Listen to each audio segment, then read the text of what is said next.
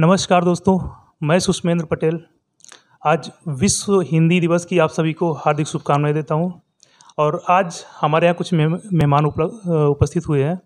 हम कल्लू खान जी और कांग्रेस के नेता हैं। प्रभात गुप्ता, समाज सेवक। अनिल पटेल, अटल बिहारी सेवा संस्थान प्रदेश अध्यक्ष।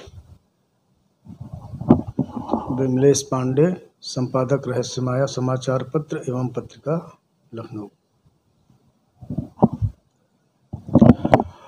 मैं राजू जायसवाल, राजू काजू, समाज सेवी। मैं Vijay Kumar, photo journalist association के उपाध्यक्ष।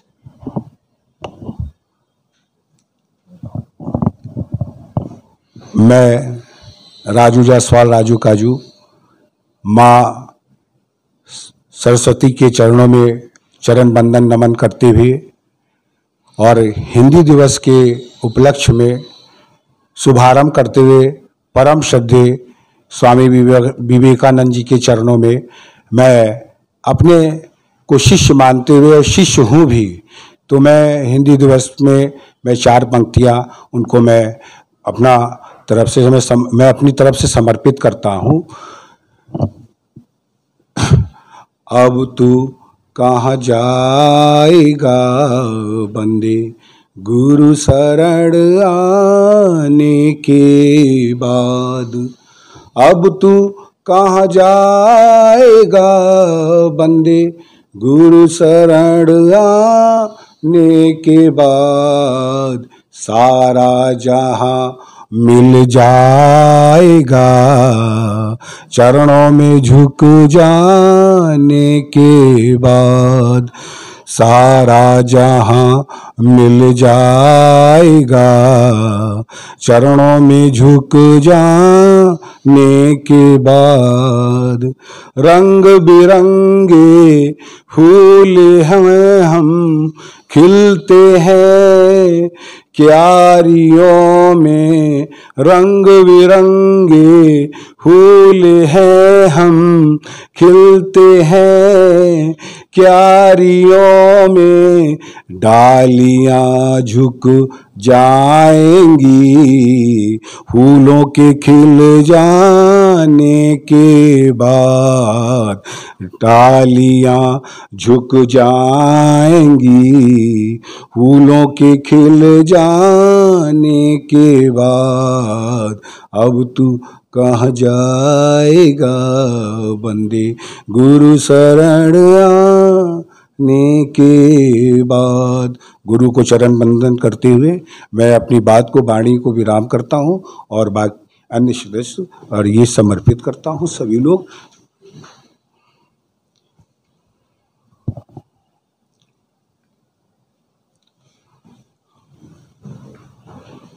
और मैं अब अपने प्रिय बड़े भैया, हमारे हृदयवासी श्री विमलेश कुमार पांडे जी रहस्यमाया से मैं चाहूँगा कि वो 2 शब्द अब हिंदी दिवस पर बोलें।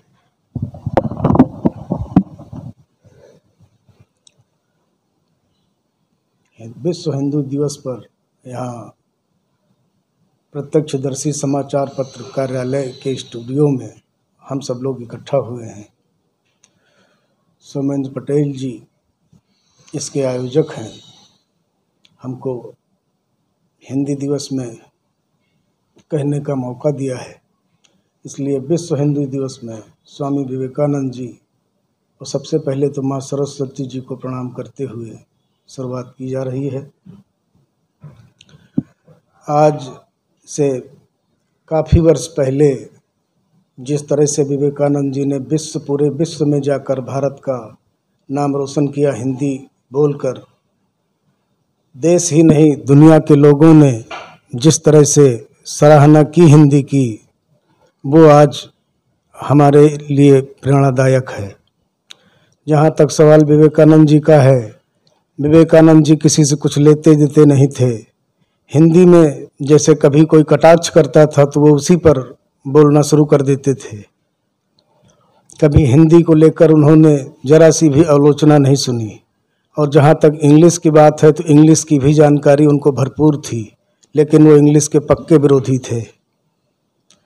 कभी भी दुनिया में जब कभी जाते थे वो, तो जो भी बात होती थी वो हिंदी में कहते थे, तो लोग इनके लिए विदेशों में हिंदी ट्रांसलेट करने के लिए लगाए जाते थे।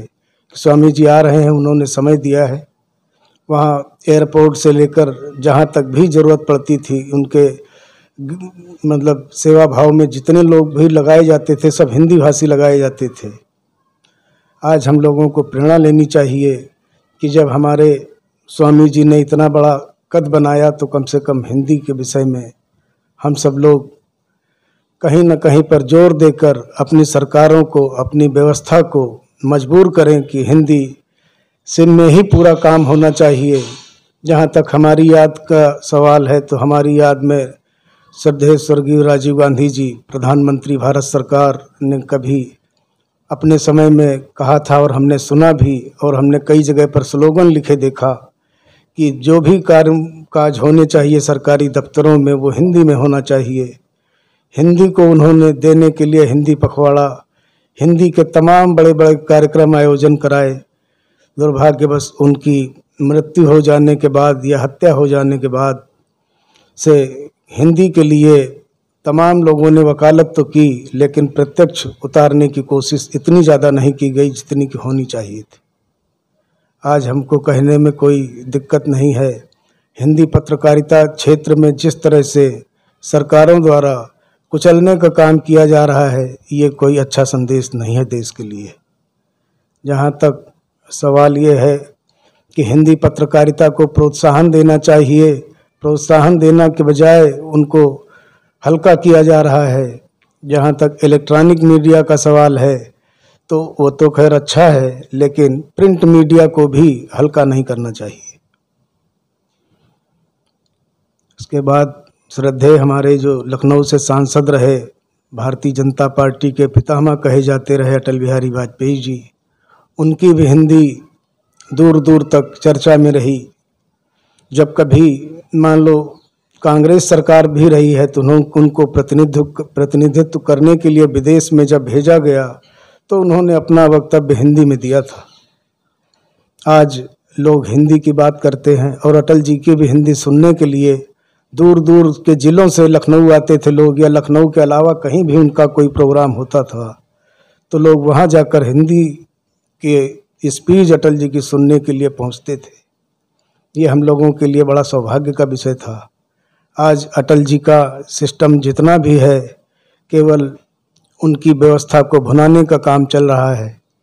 जब हिंदी हमारी हर जगह पर आगे लाई जाएगी तभी हमको लगता है कि देश का विकास ठीक से संभव हो पाएगा। जय हिंद, जय भारत, जय हिंदी।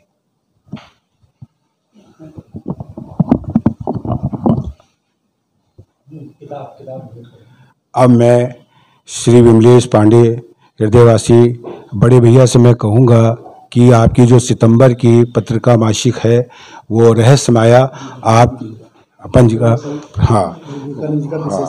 विशेषांक वो आप विवेकानंद जी का जो इसमें मेन है, वो जिस समय जिस काम के लिए प्रतिज्ञा करो ठीक उसी समय पर उसे करना ही चाहिए, नहीं तो लोगों का विश्वास उठ जाता है। स्वामी विवेकानंद जी की ये छाया जो है पत्रिका में है, और नीचे सनातन हिंदू संस्कृति के कारण ही सफल हो पाया है भारत के लोकतंत्र में।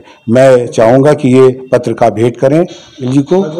हाँ, और पिंटू जी आइए आप भी।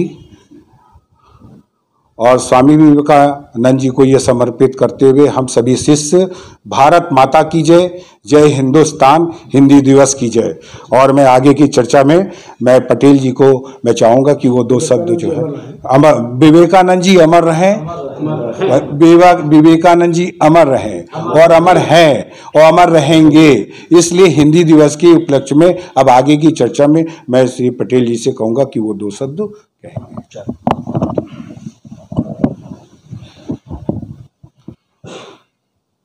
विश्व हिंदी दिवस के उपलक्ष्य में यहाँ हमारे बीच में सभी मेहमान बैठे हुए हैं। आज विश्व हिंदू दिवस है। किसी भी देश की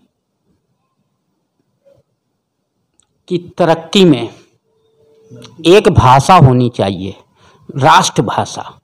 हमारी राष्ट्रभाषा हिंदी है, लेकिन हम चाहते हैं कि पूरे भारत में, हर क्षेत्र में, हर जिले में, हर प्रांत में, पूरब से लेकर पश्चिम तक, उत्तर से लेकर दक्षिण तक, हर प्रांत में हिंदी पढ़ाई जाए। हर एक को हिंदी आनी चाहिए, जिससे भारत एक सूत्र में बंधा रहे। किसी भी देश की संस्कृति और उसकी सभ्यता उसकी भाषा में ही निहित रहती है। हमारे देश में बहुत से विदेशी आक्रांता हैं और हमारी संस्कृति और भाषा को नष्ट करना चाहा, लेकिन हमारी जो संस्कृति और भाषा थी, लेकिन वो कभी पूर्णतया नष्ट नहीं कर पाए। इसी कारण हमारा समाज, देश एक सूत्र में बंधा रहा। मैं चाहता हूँ, अपनी सरकारों से निवेदन करना चाहता हूँ, अपने समाज के बुद्धिजीवियों से निवेदन करना चाहता हूँ, जो समाज को एक दिशा देते हैं, और उनसे कहना चाहता हूँ कि वो लोग हिंदी को प्रोत्साहन दें। आज बीच के कुछ कालखंड में जिस तरीके से पश्चिमी सभ्यता के अनुसार इंग्लिश का बोलबाला बढ़ गया था, उससे हमारी हिंदी भाषा थोड़ी सी दब गई थी। लेकिन अब धीरे धीरे हिंदी का महत्व बढ़ रहा है। आज सब समझ रहे हैं कि हिंदी बिना इस देश का उत्थान नहीं हो सकता है, तरक्की नहीं हो सकती है। इसीलिए अब कोर्ट कचहरी में भी कहा जा रहा है कि जो बहस अभी तक इंग्लिश में होती थी, हिंदी में भी हो। ये हाई कोर्ट में भी, सुप्रीम कोर्ट के जज ने भी कहा है कि हिंदी में भी होनी चाहिए। आज हर स्कूल में, जो कॉन्वेंट स्कूल हैं, मैं निवेदन करना चाहता हूँ भारत सरकार से, प्रदेश सरकार से, कि एक हिंदी जरूर पढ़ाई जाए, हर बच्चों को पढ़ाई जाए, जिससे उनको हिंदी का अच्छा ज्ञान हो सके, अपनी संस्कृति का ज्ञान हो सके, भारत की सभ्यता का ज्ञान हो सके। इसलिए पूरे देश में हिंदी पढ़ाई जाए और हो सके। हाँ, अपनी देश की जो उनकी लोकल भाषा है, क्षेत्रीय भाषा, उसका भी हम चाहते हैं कि उत्थान हो, लेकिन हिंदी का एक विशेष महत्व दिया जाए, जिससे भारत विश्व गुरु बनने की ओर अग्रसर हो सके। इसी सब बातों के साथ मैं अपनी बात समाप्त करता हूँ। जय भारत, जय हिंद, भारत माता की जय। मैं पटेल जी की बातों का समर्थन करता हूँ। सभी के सामने ये बात सत्य है कि जब बच्चा स्कूल जाता है तो वहाँ वो गुड मॉर्निंग तो ज़रूर बोलता है, लेकिन जब वो अपनी आया का हाथ पकड़ के जब घर वापस आता है और अपनी माँ के पास आता है, तो वो कहता है माँ भूख लगी है। तो ये दो विचारों से, ये जो हिंदी का बोलने का आपका जो आपने अपनी व्यथा बताई है,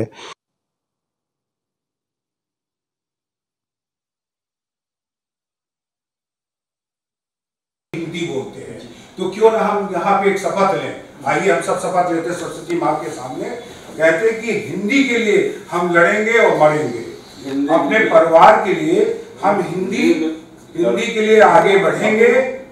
हम सभी माँ सरस्वती के चरणों में ये शपथ लेते हैं, हिंदी में ही काम करेंगे, हिंदी में ही बोलेंगे, जो भी बात करेंगे हिंदी में करेंगे। हम और कोई भी बात करेंगे अपनी भाषा में, हम अपने घर में करेंगे। जय हिंदी माता, जय सरस्वती माता की जय, स्वामी विवेकानंद की जय। और मैं दो शब्द के लिए ये जरूर कहूँगा, हमारे प्रत्यदर्शी समाचार के हमारे श्री सुमेंद्र पटेल जी, मैं चाहूँगा कि वो जो है दो शब्द कह करके यहाँ से समापन करें। पहले तो श्री विमलेश पांडे जी को बहुत धन्यवाद। उन्होंने राष्ट्र माया मासिक पत्रिका हमें भेजी और आपका आशीर्वाद चाहिए। बहुत इस पर कुछ लाइनें लिखी हैं, बहुत बेहतरीन लाइनें। और जीवन में सफलता का सूत्र है, जिस समय जिस काम के लिए प्रतिज्ञा करो ठीक उसी समय पर उसे करना चाहिए, नहीं तो लोगों का विश्वास उठ जाता है। सिर्फ ये महज कुछ लाइनें हैं, जो सिर्फ पढ़े लेकिन जो समझे उनके लिए जीवन का सार है। किसी का भी आपको भरोसा चाहिए तो इन लाइनों का आपको पालन करना ही होगा। बिना इन शब्दों का पालन किए, इन लाइनों का पालन किए आप किसी का भरोसा नहीं जीत सकते हैं। तो पत्रिका है रहस्य माया, और उनके शब्दों में ही रहस्य होता है। और नीचे सनातन हिंदू संस्कृति के कारण ही सफल हो पाया है भारत का लोकतंत्र, ये भी हकीकत है। भारत का लोकतंत्र जिसे लोग खींचते हैं, गालियां देते हैं, इतनी आजादी है, इतना लोकतंत्र है कि भारत को भारतवासी ही गाली दे सकते हैं। किसी और देश में दे के देखिए। तो जो लोग देश को गाली देते हैं, मैं उनसे विनम्र निवेदन करूंगा कि कृपया देश की गरिमा बनाए रखें। और हिंदी के दिन कुछ ज़्यादा ही भावुकता हो जाती है, तो हिंदुस्तान से प्रेम करना सीखें। बहुत बहुत धन्यवाद।